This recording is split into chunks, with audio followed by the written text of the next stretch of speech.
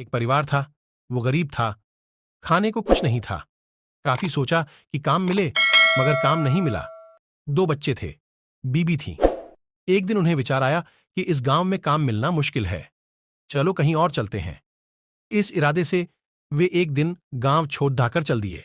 रात का समय था, रास्ता भी जंगली था। सोचा वृक्ष के नीचे रात गुजारी जाए।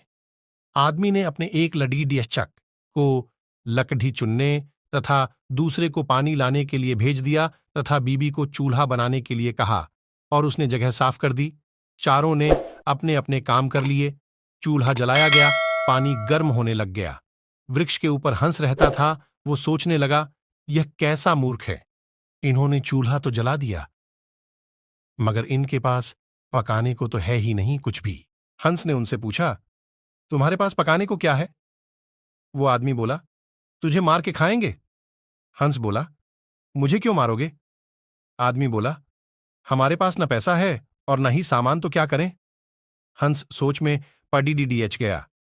इन्होंने चूल्हा भी जला लिया है, सब कर्मशील हैं, मुझे तो ये खा ही जाएंगे। तो हंस बोला, अगर मैं आपको धन दे दूं तो मुझे छोड़ दोगे? घर का स्वामी बोला, हां, छोड़ देंगे। हंस कहने लगा, मेरे साथ चलो, मैं तुम्हें धन देता हूं। हंस उनको थोड़ी दूर ले गया और चोंच से इशारा किया और कहा कि यहां से निकाल लो। उन्होंने गड्ढा खोदा और वहां से धन निकाल लिया। हंस का धन्यवाद कर के वापस अपने गांव आ गए और एक ही दिन में खूब मौज से रहने लग गए।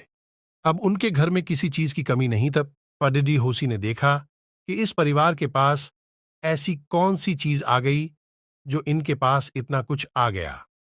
उसने छोटे लडीडिचके को बुलाकर सारी बात पूछ ली कि पैसा कहां से आया है।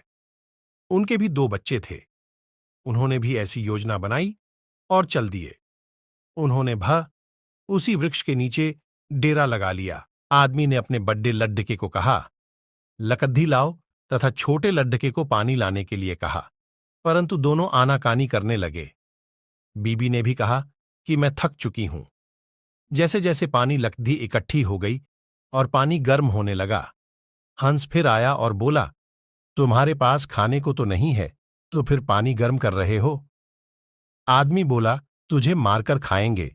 हंस मुस्कुरा उठा और बोला, मारने वाले तो 3 दिन पहले आए थे, तुम अपना समय खराब मत करो, घर जाओ। तुम मुझे क्या मरोगे, तुम तो आपस में ही लडीडीडीएच रहे हो। जिन्होंने दूसरों को जितना होता है वे खुद नहीं लडीडीते। संसार का नियम भी ऐसा ही है। जिन लोगों ने तरक्की करनी है वे मिलकर चलते हैं और आज भी संसार में उनका ही बोलबाला है। जो आपसी तालमेल में रहते हैं वे ही समाज रूपी हंस को जीत सकते हैं।